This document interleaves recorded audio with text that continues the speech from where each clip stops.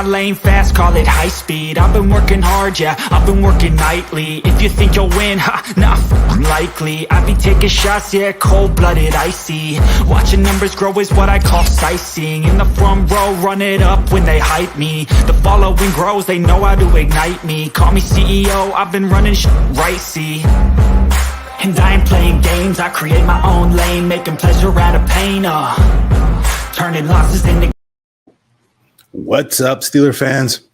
It's your boy Daniel J. Welcome back to State of the Steelers. Welcome back to the post-game show, where your Pittsburgh Steelers fall to the New York Jets, fall to 1-3 on the record on the year, fall to the Jets 24-20 in a game that, well, let's face it, should have been won, especially when you have a 10-point lead in the fourth quarter. To drop that down and to lose in the fashion in which the Pittsburgh Steelers did is unacceptable. Let's talk a little bit about some key points and parts of the game. Start off the game, you had Mitch Trubisky, which, to be honest with you guys, I didn't anticipate there being a change there. I didn't think that Kenny Pickett was going to be coming in. I was just as surprised as probably everybody was when he did come in, but I'm glad he did. But before we get into that second half, let's talk about the first half. Mitch went 7 for 13, 84 yards, had an interception that honestly shouldn't have been an interception. Deontay Johnson, that bounces off his hands, that gives points to the Jets. I believe they scored a touchdown on that drive. That shouldn't happen, and I don't want to harp down on Deontay Johnson too much, but in the biggest of moments and on the in certain plays and in down and distance, doesn't matter. He has drops so many times. It's become so frustrating. He's to when he does drop the ball and when it's, hit up like this and then intercepted, it is what it is. I was talking to Pittsburgh Owen. Shout out to Pittsburgh. I was on his live stream and he asked me, why don't you do the live stream? I was like, I get too hyped, man. I would have probably said some things and buried Deontay Johnson about his catching abilities if I was going live, which is, I guess, is a good thing I wasn't. But, this is becoming a repetitive thing. When you look at what Pickett was able to do, he didn't really target Deontay Johnson as much as Mitch Trubisky had. And so you didn't see as many drops. That's, in my opinion, that is just plain and simple truth. Mitch Trubisky ended up having another interception, but getting that one waved off because of a unsportsmanlike penalty on the Hail Mary pass to end the half, which ended up turning into 3 points from Boz as he absolutely bombs a 59-yard field goal. Got a couple of injuries in this game. I forgot to mention that. Terrell Edmonds went out with a concussion.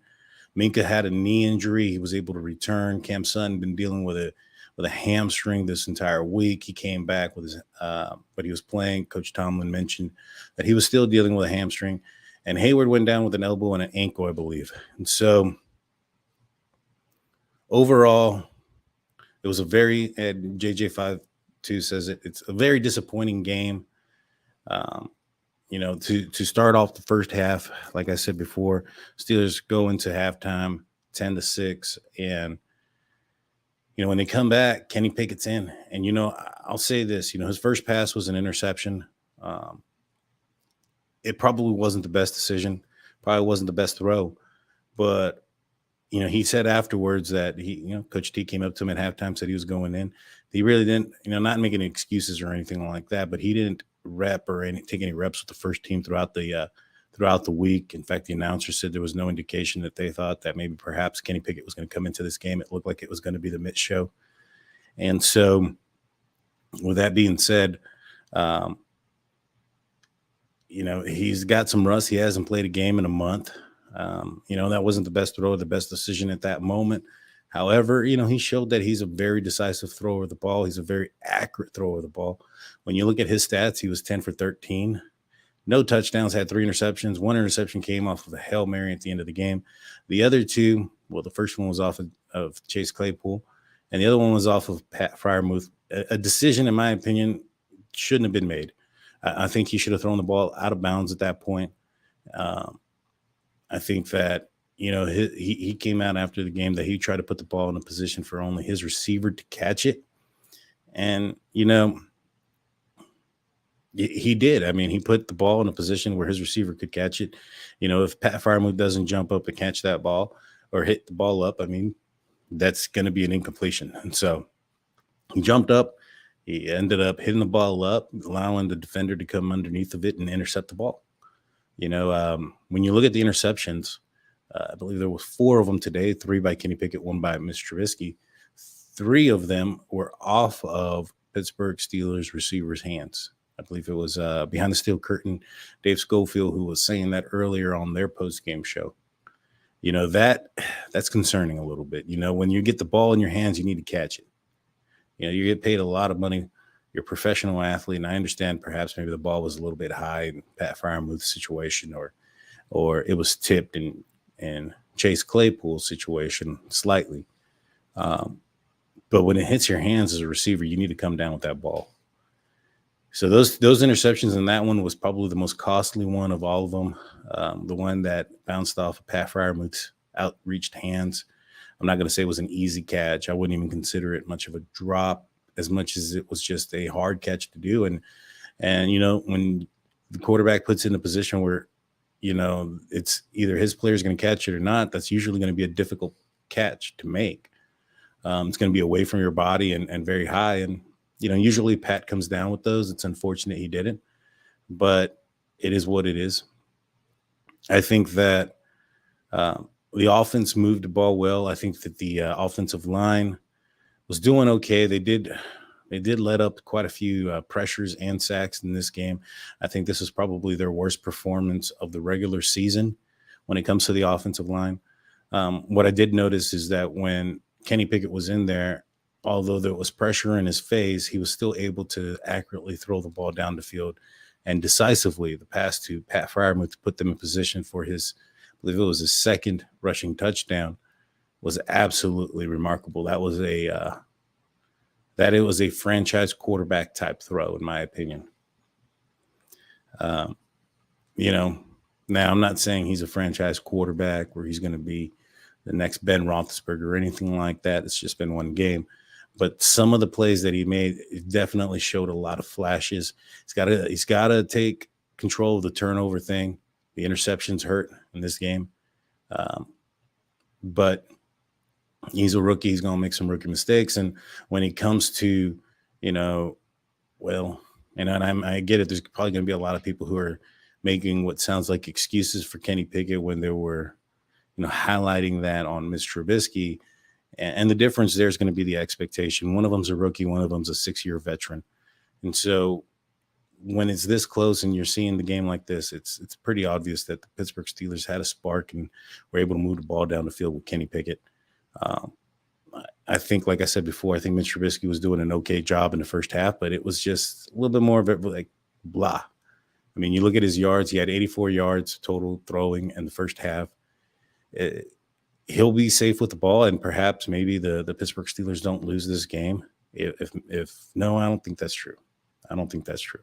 Now that I say that, I think that there's no way that Mitch Trubisky puts up, 24 points in the manner that he needs to in this way. I was completely wrong when I made my prediction of this potentially being a breakout game for Mitch Trubisky. I didn't see that. I didn't see that in the first half. I thought he played a fine job, but I didn't see that. Let's see. What can we go over? Edmonds. Terrell Edmonds went out with a concussion. If he is unable to go, I believe DeMonte Casey is eligible to come back. So that's going to be a huge plus for us, regardless of that. If Edmonds is fortunate to come back, I think DeMonte Casey is going to make his appearance back. Regardless, he's somebody that in preseason Pittsburgh Steelers utilized quite often. I think that the Pittsburgh Steelers want to run a 3-safety set and have somebody in the box more often than not, have an athletic edge, so to speak. And it appeared that DeMonte Casey was going to be making a huge push to get a lot of defensive playing snaps or plays on the under his belt until he ended up going down with an arm injury. But I'm fairly positive that he's coming this week. He'll be ready to rock and roll. Calvin Austin III is another person that is, or another player that's going to be eligible. I didn't think he'd be making his return back, but however, Gunnar put the ball on the ground yet again, and this is becoming an issue. I mean, you go back to preseason, I believe this is the third time that he's put the ball on the ground, and it's not like he gets the ball often. You get what I'm saying? And so I think that's a huge concern. That's a concern. I think maybe perhaps Calvin Austin, if he has a little bit more reliable hands, he may be taking a little bit of those snaps. Gunnar wasn't benched today because at the end of the day, the Pittsburgh Steelers don't have a backup punt returner unless you throw out Deontay Johnson out there. Sims didn't have a helmet. And so against the Buffalo Bills, I wouldn't be surprised if Calvin Austin doesn't make a return or isn't on the field, that Sims will be replacing Gunnar this week. Once you put the ball on the ground that many times with that few attempts of touching the ball, I think it's time for you to take a seat on the bench, sir. And so, with that being said, I think there was some costly turnovers in this game. I think that it's very disappointing, especially having a 10-point lead in the fourth quarter. The defense, again, falling on their rears at the end of the games when the opposition is just running the ball in their throat. That's becoming an issue. Now, I understand early in the season, they played 100 snaps against the Cincinnati Bengals. They had a short week on the road against a division rival in the Cleveland Browns the third week. That was before a mini bye. The Pittsburgh Steelers, if you look at the time of possession, the Steelers actually possessed the ball more than the New York Jets by 1 second. So it was pretty even. And yet at that point, you had players that were just too gassed. And I don't think this was a game that should be an excuse for the defense. I understand in the past when you had so many 3 and outs and this and that and the third, this game that wasn't the case in this game. And so we got a tough one next. The Pittsburgh Steelers traveled to Buffalo to take on Josh Allen and the Buffalo Bills, who beat the Baltimore Ravens. Fortunately for us, which means because, with the Cleveland Browns also losing to the Atlanta Falcons, both the Cleveland Browns and the Ravens and also the Cincinnati Bengals are all now 2-2. So they're only 1 game ahead of the Pittsburgh Steelers. It's a long season. No need to panic now. The schedule is going to get a little bit tougher. This upcoming week, we have, like I said, we're going up against the Buffalo Bills. That's going to be a tough game for the Steelers to win.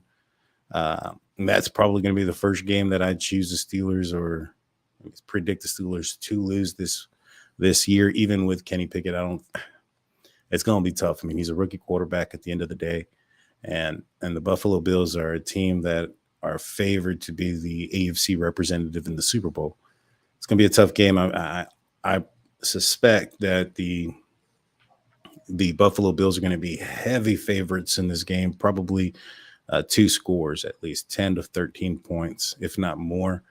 At the end of the day, the Pittsburgh Steelers, whether it was Mitch Trubisky or Kenny Pickett, they only scored 20 points offensively. When you look at their averages, Vegas is going to see, they're going to look at that. And so they're going to see what the Pittsburgh Steelers have done and then base their prediction. Maybe it'll change a little bit with Kenny Pickett in there, but, having a rookie quarterback going in on the road in a hostile environment, I'm pretty positive that Vegas is going to be saying the Pittsburgh Steelers are going to need a lot of help. So with that, let's get into the comment section, see what we have. If you have any questions or comments, let me know. Let's go up to the top. So we got Mr. Malibu says, all I'm saying is I support the team, but I'm not really impressed with the overhyping. Touchdowns, great. Moving the ball, great. But it ain't just him. We're still divided as fans. Still a loss. No excuse. I hear you, man. I hear you. It's still a loss. I still think that there are some players.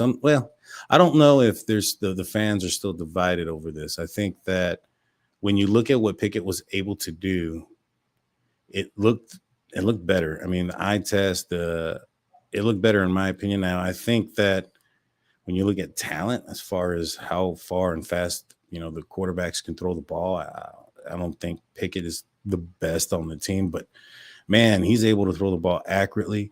He's able to throw the ball down the field. And you know what? When it comes to the arm strength part, that last interception, he overthrew everybody on the Hail Mary. So maybe he's got a little bit more arm strength than everybody's giving him credit for. But you know what he was able to do under pressure, and especially the pass to Pat Fryermuth to get them set up on the goal. That was extremely impressive of a throw. I don't think there's many fans that are going to be too upset with Kenny Pickett and his progress this year. But good comment. Let's see.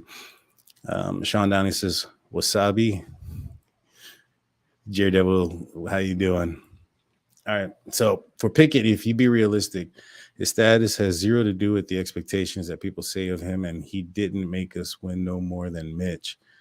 But I disagree. Yeah, but I digress. Spoke my piece.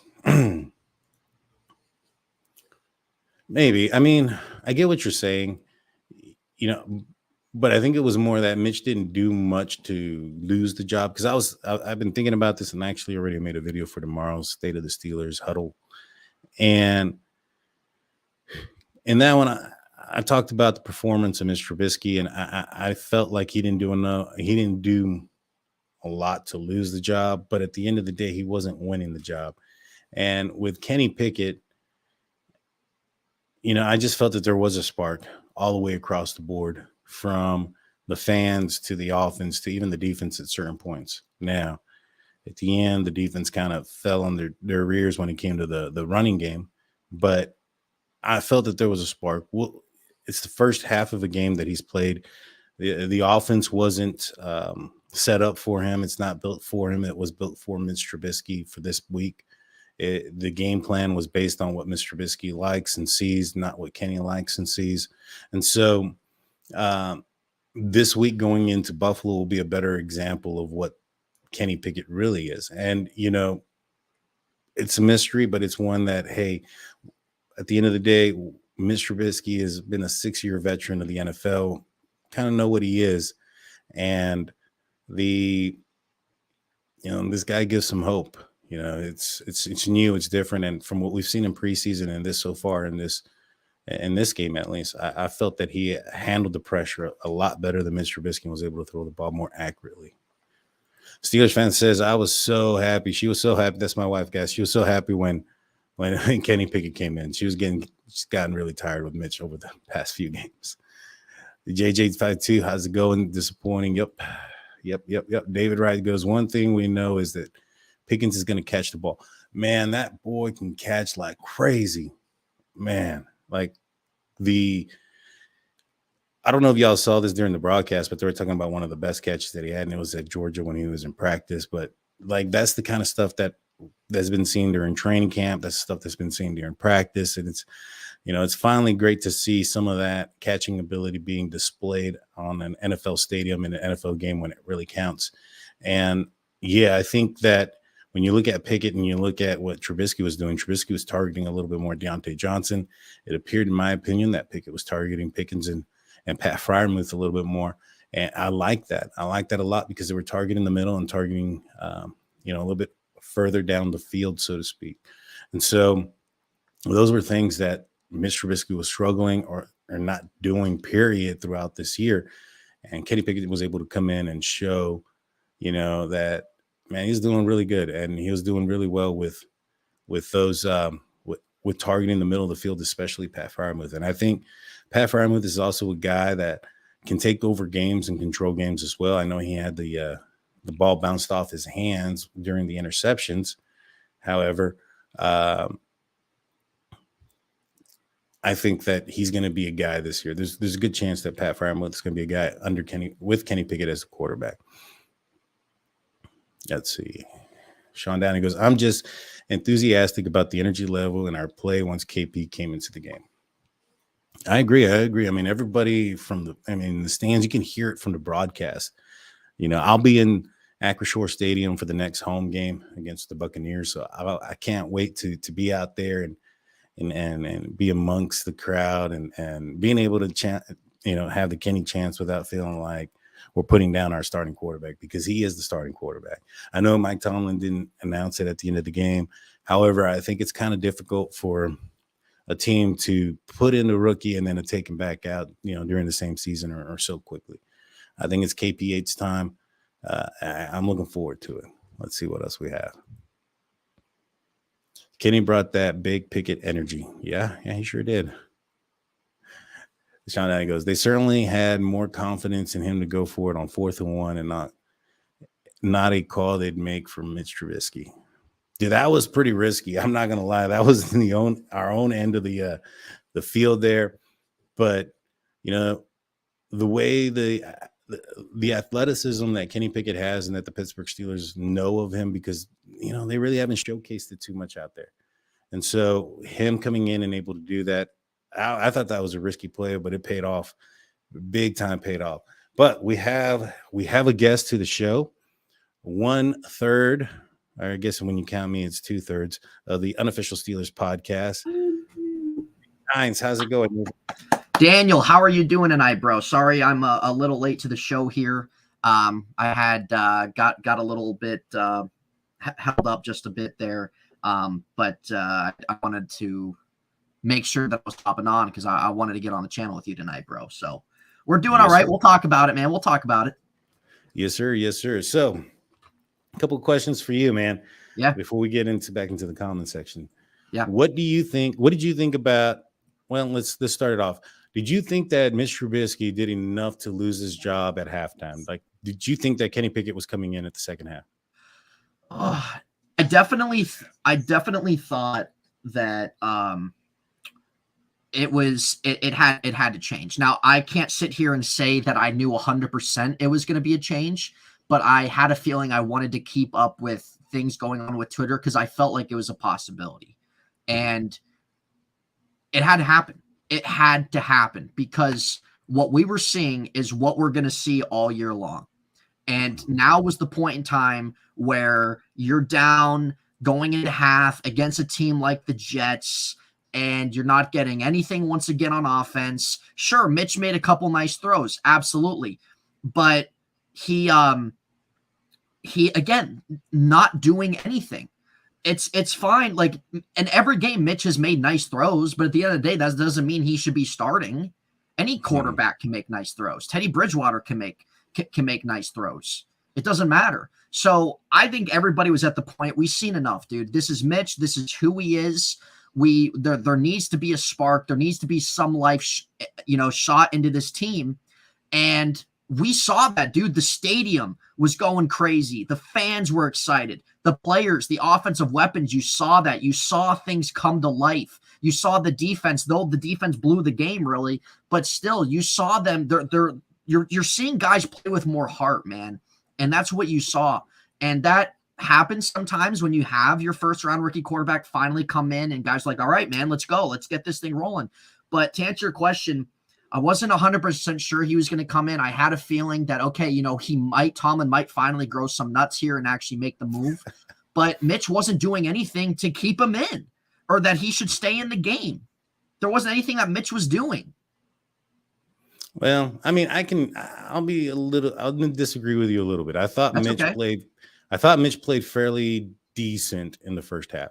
I felt that, one of the scores that the Jets got was off of the hands of Deontay Johnson's, hands and turned into a pick that later turned into points.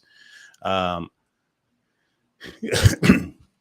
thought the pass to Deontay Johnson in the end zone that was just short was good.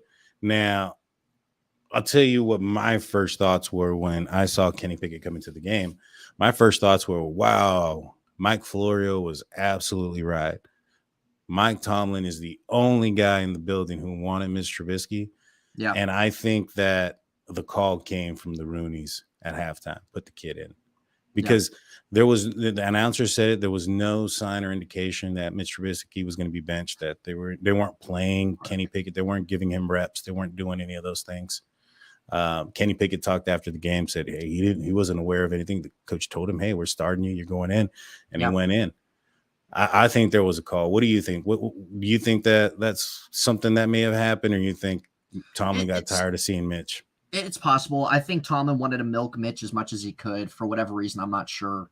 But Mitch, even though it's not the point that, Mitch was so ass in the second or in the first half or anything like that. But again, it's what he's been those first 4 games, man. He's not putting up the points. He's not, he's not consistent enough in getting the ball in his guys' hands. He made a great pass to Deontay, absolutely. But 2-3 passes in one half doesn't mean that you should be starting. And I think even if Mitch is so-so or doing things like that, I still think at the end of the day, if you have a guy that who you draft supposed to be your future, if he's playing just as good or can do just as good or even better, he should be the one playing. Mitch is a 6-year guy that still struggles with his footwork, still struggles reading defenses, reading the field. This is a guy in his 6th season and thrown off his back foot, and he's not doing enough. And when Kenny came in, there was a life injected into it. Even if Kenny Pickett didn't come in looking like, looking like this or that or anything like that, he came in and brought life. He, you already saw the pinpoint accuracy he had. He moved on. He used his legs, something Mitch hasn't done all season long, which his legs are a big part of his game. Kenny used his legs. He gave mobility. He, when his reaction in the pocket is so much better than Mitch's is. I mean, you saw that play when Mitch had some time in the pocket to step up and run forward, and he ran right into a sack. Yeah. Like, it's stuff like that you can't be doing. And what Kenny Pickett has to offer right now is more than what Mitch can have to offer. It's simple as that. Mitch is who he is, and that's fine. But enough's enough, dude. You need the change. You need the switch. The players want it. The fans want it. And that's the only way Kenny Pickett's going to grow. That's the only way he's going to grow is play, not sit there. He's 24. You want to play when he's 25, 26 years old? Is that when you want to play him? You got to play him now. He's ready now. Yeah, exactly. I mean, I'm with you on this 100%. You know, I thought that Kenny Pickett should have started the season. You know, there was, I can't remember who it is. I need to go back and look at it. But there was a player, an ex-player. I don't think it was an ex-Steeler, an ex-player that talked about his, you know, early on in his career, he started off with a rookie quarterback and they grew together. And that this team here has that chance to grow together.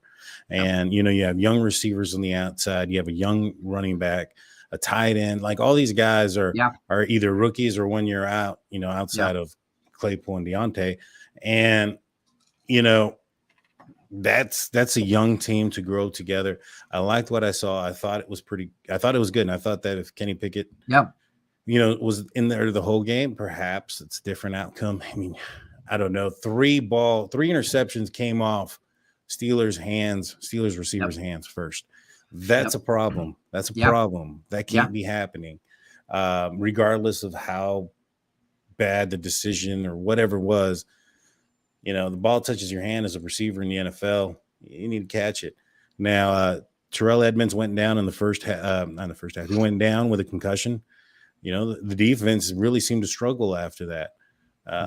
You know, how important did you think that Terrell Edmonds was before his injury? And do you think that, you know, if he wouldn't have gotten hurt and been out there, maybe this would be a different outcome? Well, he's important to a certain extent. He's been with this team 5 years. They brought him back for a reason.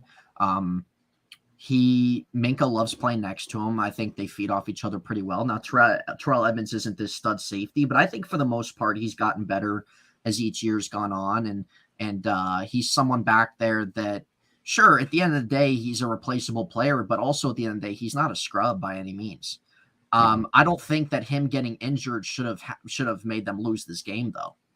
I think defensively, again, they're a lot different without TJ Watt. I mean, why wouldn't they? But still, they weren't getting Wilson on the ground enough. They were giving up. Breece Hall was having his way with the run defense and the inside linebackers the whole fourth quarter. So that's a big thing, man. That's a big concern there. Being up 10, you're the highest paid defense in the NFL with 12 minutes left, and you're just sleepwalking. I don't care if TJ Watt's in there or not. You still have guys that are highly paid that you brought in. And it's just a failure. But I don't think Terrell Edmonds it's not one of those things where a big defensive player went down and, oh, dude, they're screwed. I can see why that they're getting. No, he's not one of those guys. But we'll see if he's going to be out or not. But I still think defensively, like, they still can perform well without him. He's not that type of player. Yeah, and DeMonte Casey coming back potentially. Yeah, so you're going to have that too, and you can kind of move Edmonds around, keep Casey in the backfield if you want to implement that, and that can be a great thing. Hopefully they execute it. Now, you know, the defensive backs was a concern for myself, and I know we spoke about it earlier this past week. It kind of showed up towards the end of the game. Levi Wallace, in my opinion, he wasn't the speedster kind of guy. He's never been that fast kind of dude. That's kind of why he wasn't drafted. I think he ran a high 4.5, low 4.6 in combine. And so, he looked like he was trailing a lot of times out there, whether it was Elijah Moore. It looked like he was getting the best of him. Moore, Garrett Wilson got open a little bit in the middle of the field. Yeah, and it looked like, it was Levi Wallace chasing him those times. Man, is it time to call Joe Hayden if if Witherspoon's going to be out a while? Dude, what do you think? I would have loved that. I even said before, I would have loved to see them bring Joe Hayden back and have those 4 corners on your team. I don't know at this point in time if it's even worth for the Steelers to make a move. I know they did this. This is the territory they're in right now is very similar to when they acquired Minkah Fitzpatrick in 2019. Ben went out. You have a new young quarterback in there with Mason Rudolph at the time, and they were 0-3, brought Minkah in. They were sitting at, I believe, 1-4 when they played the Dolphins on Monday Night Football, if I'm not mistaken. I'm pretty sure they're 1-4 because they lost to the Ravens the game before that. So it's honestly kind of a similar situation with that, but I don't really think at this point in time where they are as a team, I don't think they should go out and really do anything. Now, maybe that there's someone on the market that you could, bring in, but I think Joe Hayden seems pretty content with where he is, but I would love to see them bring him back this offseason, even if it's on a 1-year contract. Like, you don't need to play him every snap. No, yeah, you're absolutely right. And I think he would have played. Oh, yeah, he would have. I mean, like I said, Levi Wallace, he was a concern of mine. You look at Cam Sutton, he played fairly well, even though he's been dealing with a groin injury. He had the pick, he had the pick down there by the end zone. That was he stopped a scoring drive, so this could have been worse than what it was. Yeah. Cam Hayward went down with a couple of injuries. He seems to be age looks to be taking his toll this year on Cam Hayward. Yeah. What do you think? Yeah, I agree. I think let's keep letting the season go on, kind of see how Cam does. I think he's a little banged up right now with some sort of injury he's playing through, but it could be age. Claudia, how you doing? Thanks for tuning in.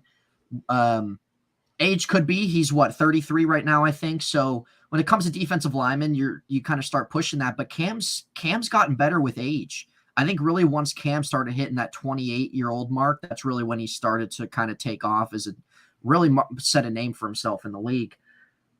But let's still maybe give him some time, see if there is more to him being hurt or not. It could be that. It could be that, okay, age might be coming. It could. Yeah. Yeah. I mean, the Steelers went out there. They got DeMarvin Leal for a reason last year. Yeah, and Leal's he's made his presence known, it seems like, every game, and I think he's going to keep getting better. I really do. They move him around a lot. They move him from the inside to the outside. I've seen him taking the edge position as well. They move him around. I like what he's able to do. He's local to me. He's actually from my hometown here in San Antonio, Texas. Right. So shout out to him. But it was.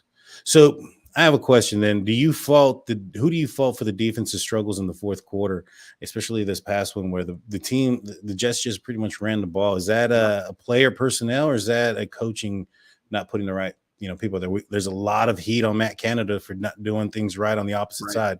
Do we need to look at Austin on the defensive side? Like, hey, what are you doing? Because this is how many fourth quarter meltdowns against the run that we've had this season already. Yeah. I think you can look at both. I think both have shown that. Miles Jack did not play a good game today. Devin Bush did not play a good game. Robert Spillane did not play good. Cam Hayward was irrelevant today. Leal was a little bit in there. Larry Ogunjobi was pretty irrelevant today, I thought. They did get a couple sacks or whatever on Zach Wilson.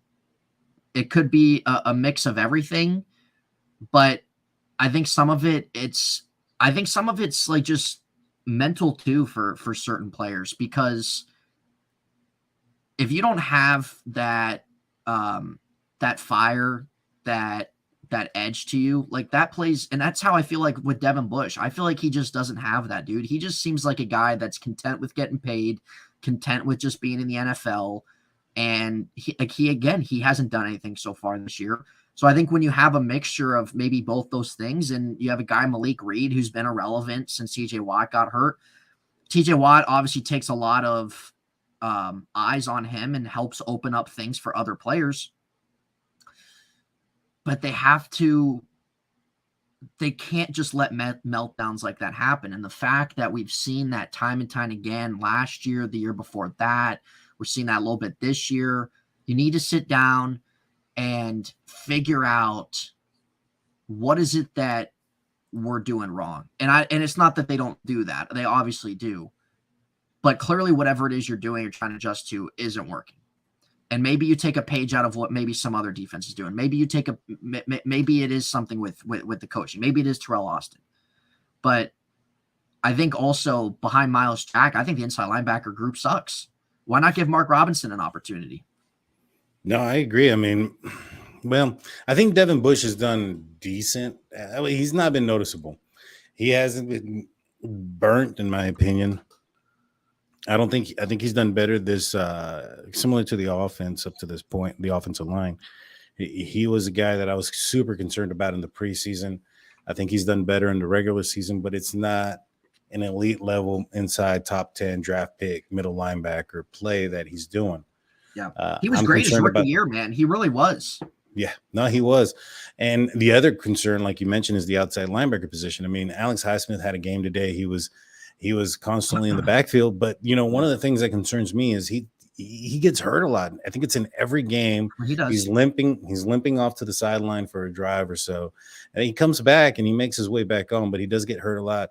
And what that equals out to is seeing a lot of Jameer Jones, a lot of Malik Reed. Yeah, Malik Reed's going to be on the other side, but a lot of Jameer Jones. And, I saw 48 out there a little bit more than I like to. Yeah. That's concerning in my opinion. I think the Steelers personnel might need to bring in an outside linebacker. I mean, I know it's just one more game possibly until TJ Watt comes back. I think there's a good chance he might be back for the Tampa Bay Buccaneers game. It looked like that at least, during warm-ups and stuff. Maybe not this game, but I know during the Cleveland game they showed him warming up pretty good. Yeah. So and real quick, Daniel. I don't know if I'm saying this name right. Les Dudas 121. I'm not sure if I'm saying your name right. Forgive me on that. But yeah, great point. The defense is always exhausted, and that's the first game against Cincinnati. They were on the field for 45 plus minutes. Mm-hmm. That's a whole testament to the offensive production. So the stuff about Mitch and everything, that's a part on him too. Not being on the field, not having enough, not getting enough consistent drives, not getting the ball down the field or anything like that. Like that's on him as well. And the defense, these first few games, you can see that once how bad the offense has been, they can only do so much at the same time. And that's definitely a good point being made there. Well, here's the thing though about that. Yeah. If you look at the time of possession, it was even 30. In fact, the Pittsburgh Steelers won the time of possession with 30 minutes and 1 second to 29 minutes and 59 seconds. However, the Jets had the ball for 9 minutes in the fourth quarter. And so leading up to that point, the Pittsburgh Steelers had possession of the ball majority of the game. They're on a mini bye. They haven't played since, in 10 days. Yeah. I don't know if nutrition should be an excuse for this game.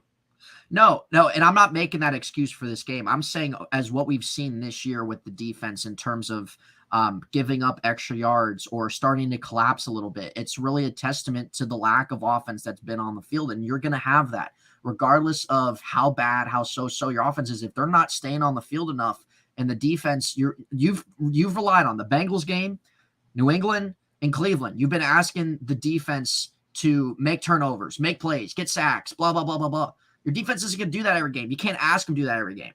And so that's why you can definitely say that in terms of what we've seen so far this year, when we see like that Cleveland game, that second half, when things started to get away from them, that second half of offense was horrendous.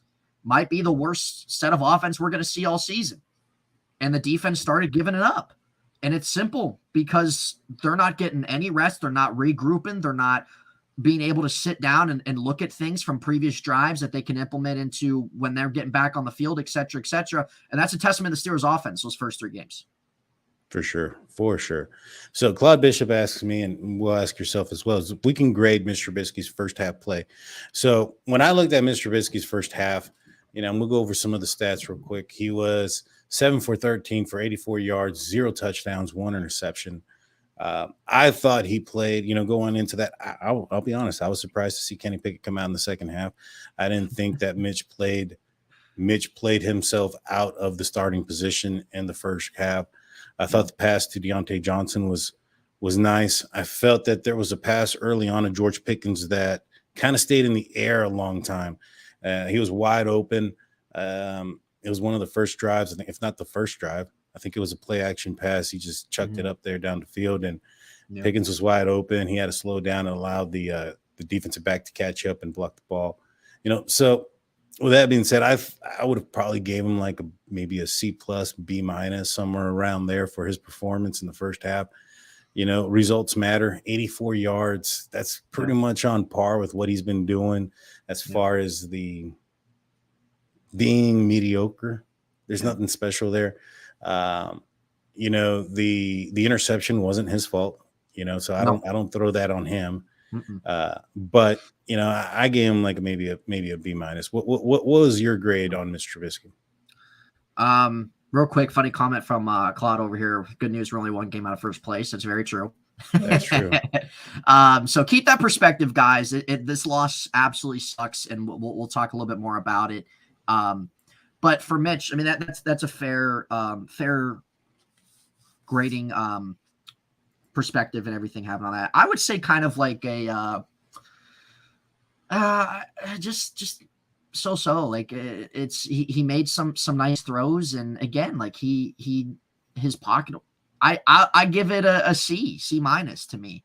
And it's not me hating on Mitch, man. I went in the year, I was like, look, I would start Kenny, but I'm rooting for Mitch too. I wanted him to do well. I want the Steelers to win games. Doesn't matter who's playing at quarterback at the end of the day. But just saying how it is, Mitch had some nice throws. He did, but he also had some drive killers, and that's just not enough, dude. It's what we were seeing today is the same thing we've been seeing the first 3 games of the year, and it wasn't going to change.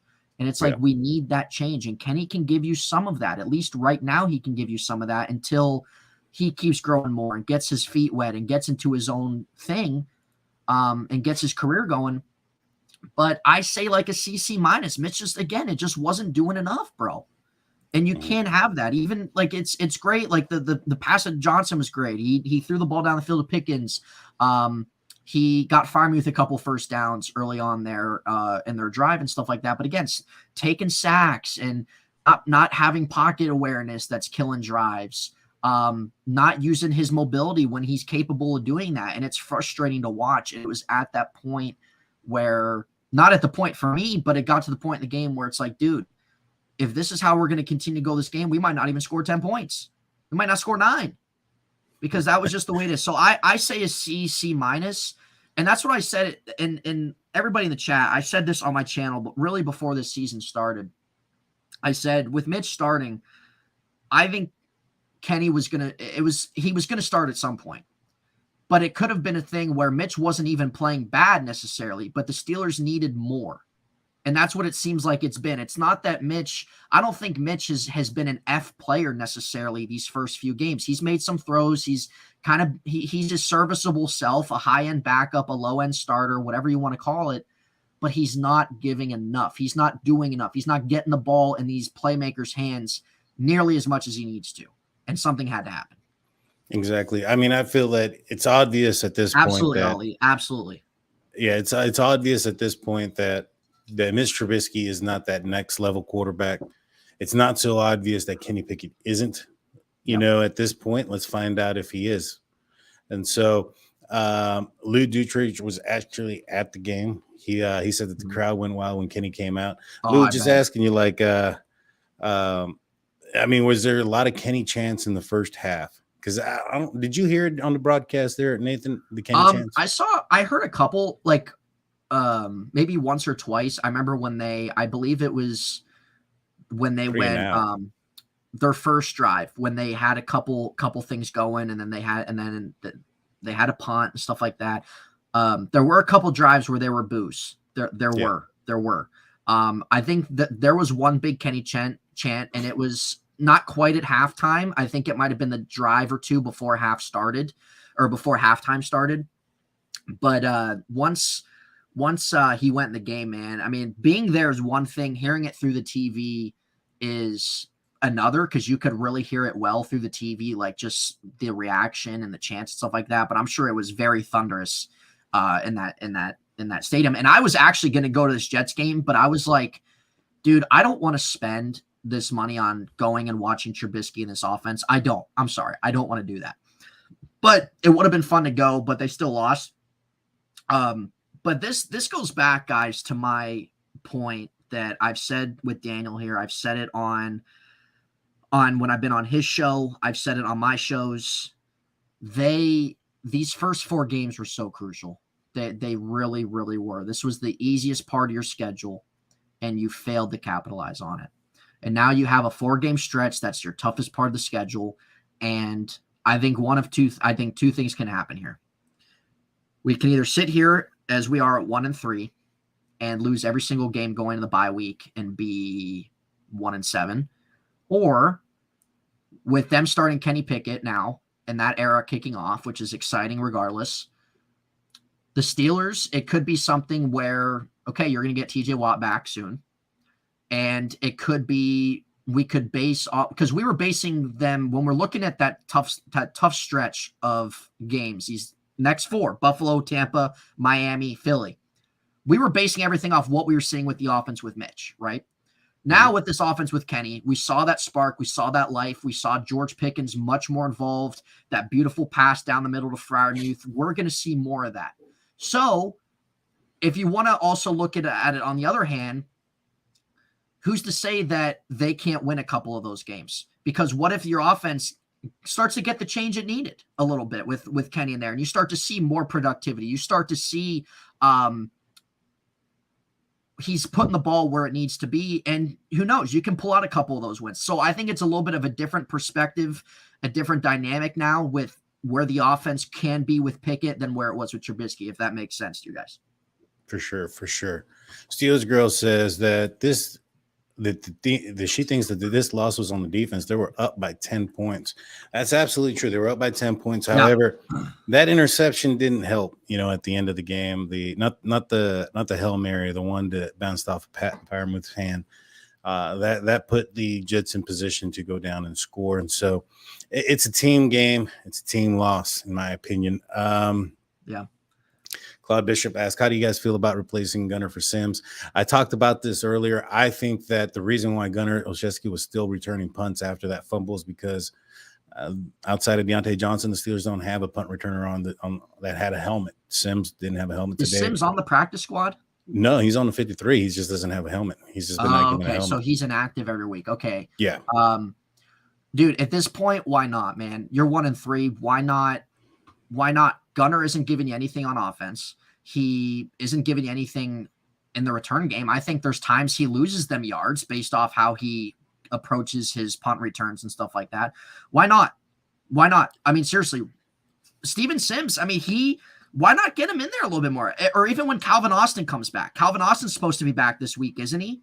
Isn't he supposed to play this week in Buffalo? So maybe that might be something there where he's eligible. I'm not sure if he's returned to the practice field yet. Okay. Well, he's going to be off the IR. So perhaps implementing him might be kind of cool, but Gunnar hasn't done anything. The Steelers don't have to pull him off IR. They can keep him on IR and keep him there the whole year, and that way they don't lose him or have to take somebody off. They could, and maybe he won't play this week either. Yeah, I didn't think he was. Once he went down in preseason, I thought that was going to be it for him for the entire year. But the way Gunnar's playing, there's a chance. Steeler Girl 808, do you guys think that Kenny will be named the starter? Oh, absolutely. He has to be. There's no way after this that you go back to Mitch. And I think even if you guys haven't, if Daniel and you guys in the chat, if you guys haven't listened to what Deontay and George Pickens said after the game, Deontay literally said that I would have to pull it up on my phone on me right now. But Deontay, pretty much paraphrasing him, said that he's a guy in terms on Kenny Pickett that they liked what he did. He gave that life and that spark that they needed. He's a guy that they want to play for, and it's all about getting him prepared against Buffalo and continuing to work. work together. And that's what it's about. That's what I said. I said, because you've had some people out there say, oh, what's the point of putting Kenny in when nothing's going to be different? There's still a point of putting him in because that's the only way he's going to grow as a player, being at 24 years old. And you already know what you're getting with Mitch. He's getting those NFL snaps. He's adjusting to the pace of the game. He's developing that chemistry with wide receivers, not just for this year, but for years to come. That's what it's about. Mitch has zero future here.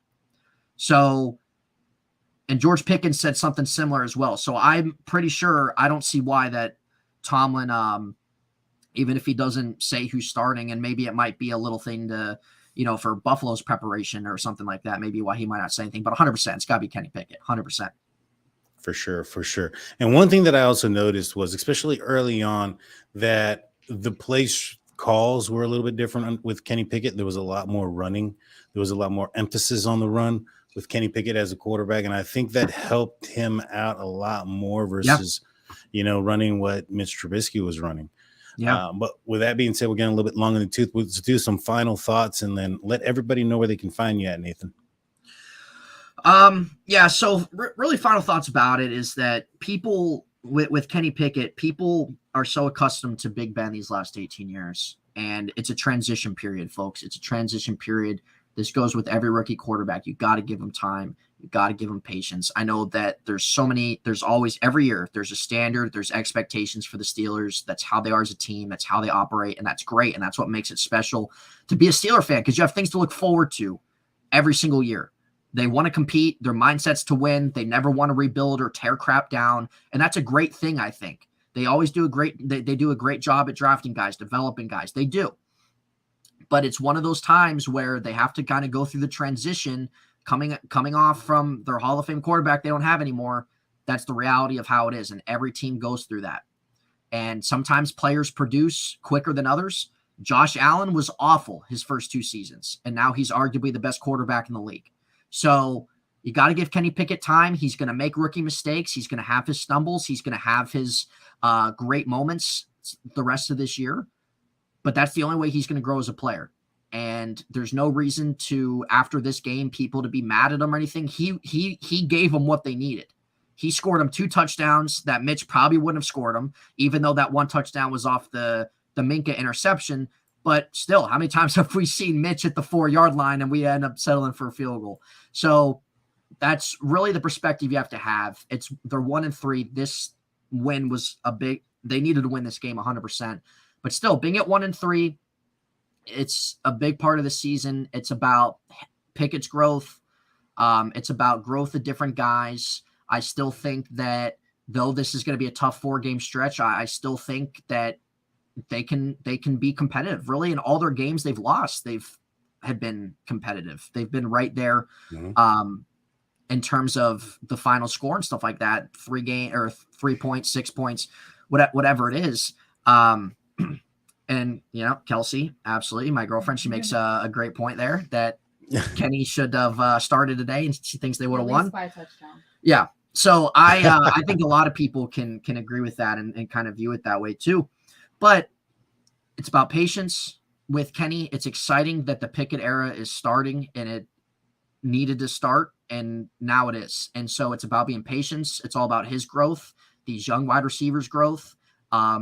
They'll do their thing in the offseason, but I still think that they're a team that, with kind of the new direction that this offense might be able to, the way that this offense might be able to be now with him in there, it might be a little bit of a different perspective now when they have to face maybe a Miami or things like that. And I know, Fred, they lost to the Jets. So I'm saying that's the Steelers' mindset, is that they're always competitive. That's their mindset all the time. I'm not saying they're competitive right now, but with Kenny Pickett playing now, who knows how this offense is going to go now. And with TJ Watt come back any given Sunday, you might be able to pull out a couple wins in that 4-game stretch, maybe against a Miami without Tua. Brady hasn't been good. Tampa's banged up on the O-line, things like that. So it obviously you overreact, and obviously it sucks sitting at 1-3, but you have to keep in perspective the type of season it is. It's that transition. They have a lot of talent. They have a good roster. The Pickett era is starting, and you have to let it work its way. That's just the reality of it. Exactly. Couldn't say it better. For my final thoughts of the game and on this week is, it's early. The Pittsburgh Steelers are still only one game outside of first place in the division, as crazy as that may seem. Yeah. We have, if you look back at, and I'm not saying Kenny Pickett is Ben Roethlisberger, but Ben Roethlisberger didn't have the greatest debut either, coming in for an injured Maddox. Mhm. His second pass was a pick. Kenny Pickett's first pass was a pick. So, not saying that he's going to follow in suit. However, he's going to have a full week of game planning and an offense that's tailored towards him. Absolutely. This will be an awesome time to see what the Pittsburgh Steelers and the kid can do, especially with these weapons on the outside. I think this is going to force the Pittsburgh Steelers to run the ball more often than they have been, which is only going to increase in my opinion, it's going to make the team better. I agree too. And even if they're, not sitting at 500 on the season or something like that, at the end of the day, that's what you want, because you have a young squad, you have good young talent, and that's what it's about. Like, guys, Steeler fans are spoiled. Steeler fans overreact on every single thing, and you can't do that. It's a different era now, man, and you have to give it some time. Every team goes through it, but you should still be excited because the team, they have a good roster, they have good talent. They were held back by multiple things, but now with Pickett in there, things can improve, things can change a little bit. Not saying everything's going to change right away. You got to give things time. But it's still exciting. It still is. And you have to be patient. I know for Steeler fans that's not a word they like to hear, just because of how much success this organization's had and the expectations that comes with this franchise. But every team goes through it, man. Every team goes through it. And heck, you could be a Lions fan, or you could be a Browns fan all these years and stuff like that have gone through 28 different quarterbacks and you still have zero success, stuff like that. Steelers aren't like that. They operate a certain way, and it's a great thing. At the same time, there's certain things that, okay, they might need to adapt to the modern day NFL, but there's things to look forward to. There's things to be exciting. And where's the give time to Mitch? Well, the Steelers did give him time. Mitch has been in the league for 6 years, bro. What time does Mitch need? He's been with the Bears for 4 years. He was a backup last year. What time does Mitch need? He's ass. It's just the reality of it. Kenny Pickett, you took in the first round. He's your future for a reason. It's time to play him. It's simple as that. But you got to wait and see how the rest of the year goes. But it's all about growth and everything like that. But who knows? We'll just see how the offense direction goes. I think that it'll be a little bit more exciting than we saw today, a little bit more better, and that's what I mean. Like, if they can find themselves pulling out a win or two before their bye week, stuff like that, and then head in that final stretch, who knows who's to say that their offense will still be the same or something like that. You don't know. You have to wait and see. For sure. I mean, it's going to be tough. It's going to be daunting. The first test that he has upcoming is the Buffalo Bills, and that's Kenny Pickett. That's not an easy game to go into for any quarterback, much less a rookie making his debut. But I look forward to the challenge, and I look forward to the next few games and seeing what the Pittsburgh Steelers are going to do. After this, Matt Canada really has no excuse. This is his quarterback, his offense, everything that falls into line with that. But yeah, for sure. But with that being said, guys, hit that like and subscribe. Don't forget, I'm giving away 2 tickets to the Steelers versus Las Vegas Raiders game to a subscriber. So all you got to do for right now is be a subscriber. On the week leading up to the Eagles versus Steelers game, I'll be posting up in the community tab a video that'll be available to my subscribers. That way you can enter your code word that will be given out for you to be entered into the contest. During the post game of the Eagles versus Steelers game, we'll be giving away those tickets. They're in the lower level in the end zone, and history is being made that day. Pittsburgh Steelers are retiring Franco Harris's number 32 number. So you don't want to miss it. You're also going to get a chance to see Kenny Pickett for Christmas. So another reason to hit that subscribe button. Christmas gift, everybody. Hell yeah. With that being said, guys, I'm Daniel J. from State of the Steelers. This is Nathan Hines from In Hindsight. See y'all next week. Peace.